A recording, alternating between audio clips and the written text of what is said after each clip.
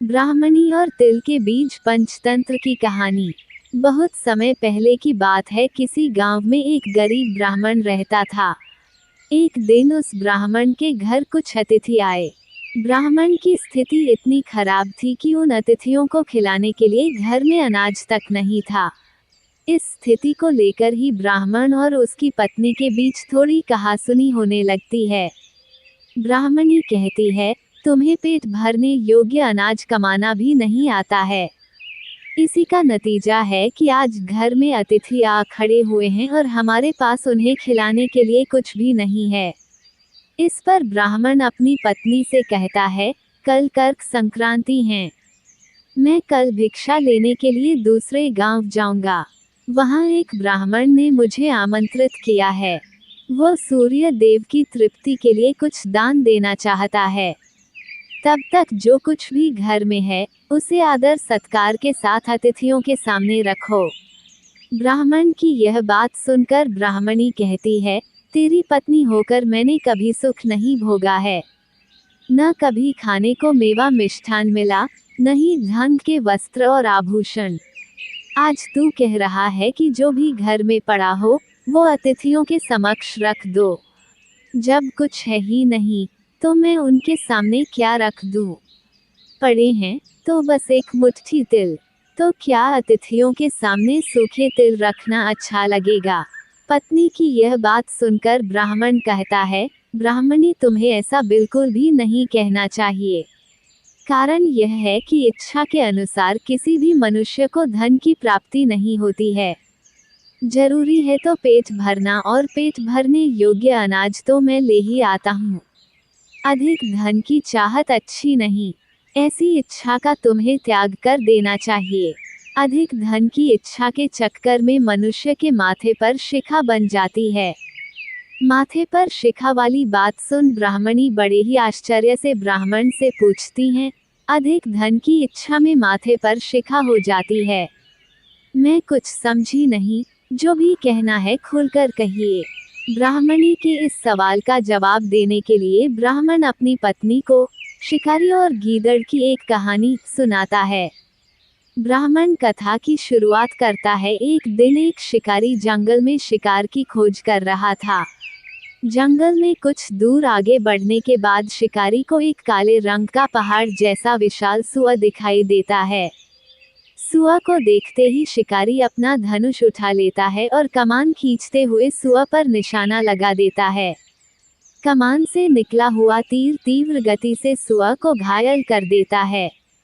घायल होने पर सुआ चिंघाड़ता हुआ शिकारी पर पलटवार कर देता है। सुआ के तीखे दांतों से शिकारी का पेट फट जाता है। इस तरह शिकार और शिकारी दोनों का ही अंत हो जाता है। इसी बीच खाने की तलाश में भागता हुआ एक भूखा गीदड़ वहां से होकर गुजरता है, जहां शिकारी और सुआ का शव पड़ा हुआ था। बिना मेहनत इतना सारा भोजन देख गीदड़ मन ही मन बहुत खुश होता है और मन ही मन सोचता है कि आज तो ईश्वर की बड़ी कृपा हुआ, जो इतना अच्छा और अधिक भोजन एक साथ मुझे मिला है।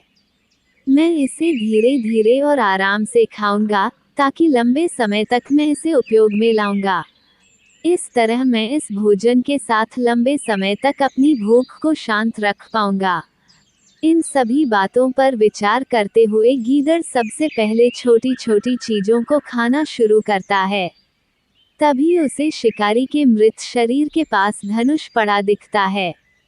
गीदड़ के मन में पहले उसे ही खाने का विचार आता है और वह धनुष पर चढ़ी डोर को चबाने लगता है। गीदड़ के चबाने से धनुष पर चढ़ी डोर टूट जाती है और डोर के टूटने से धनुष का एक सिरा वेग के साथ गीदड़ के माथे को भेदता हुआ ऊपर निकल आता है। गीदड़ के माथे को भेद कर धनुष का जो सिरा गीदड़ के सिर पर निकल आता है, वह ऐसा प्रतीत होता है मानो गीदड़ के माथे पर शिखा निकल आई हो। घायल होने के कारण कुछ देर बाद गीदड़ की भी मौत हो जाती है। इतना कहते हुए ब्राह्मण कहता है, ब्राह्मणी, इसलिए मैं कहता हूँ कि जरूरत से अधिक लोभ से माथे पर शिखा आ जाती है। ये कथा सुनने के बाद ब्राह्मणी कहती है, ठीक है, अगर ऐसी ही बात है, तो घर में जो मुट्ठी भर तिल पड़े हैं, उन्हीं को मैं अतिथियों को खिला देती हूँ। ब्राह्मणी की यह बात सुनकर ब्राह्मण संतुष्ट होता है और भिक्षा मांगने के लिए घर से बाहर निकल जाता है। वहीं ब्राह्मणी भी घर में पड़े तिल को धूप में सुखाने के लिए फैला देती है। तभी कहीं से एक कुत्ता आ जाता है और उन साफ तिलों पर पेशाब कर देता है, जिससे सभी तिल खराब हो जाते हैं। तिल के खराब हो जाने पर ब्राह्मणी काफी परेशान हो जाती है और सोचती है यही तो तिल थे, जिन्हें पकाकर मैं अतिथियों को खिला सकती थी। अब मैं क्या करूं? काफी देर सोचने के बाद ब्राह्मणी को एक तरीका सूझा। उसने सोचा कि अगर वह गंदे तिलों के बदले साफ तिल देने की बात कहेगी, तो कोई भी आसानी से मान जाएगा। साथ ही किसी को भी इन तिलों के खराब होने की बात पता नहीं चलेगी। इस विचार के साथ वह उन तिलों को लेकर घर घर घूमने लगी। ब्राह्मणी की यह बात सुनकर एक महिला वह तिल लेने के लिए तैयार हो गई, लेकिन उस महिला का पुत्र अर्थशास्त्र पढ़ा हुआ था। उसने अपनी माँ से कहा कि इन तिलों में जरूर कोई न कोई खोट होगी, वरना कौन साफ सुथरे तिलों को गंदे तिलों के बदले देने के लिए तैयार होगा। पुत्र की यह बात सुनकर महिला ने ब्राह्मणी के तिलों को लेने से मना कर दिया।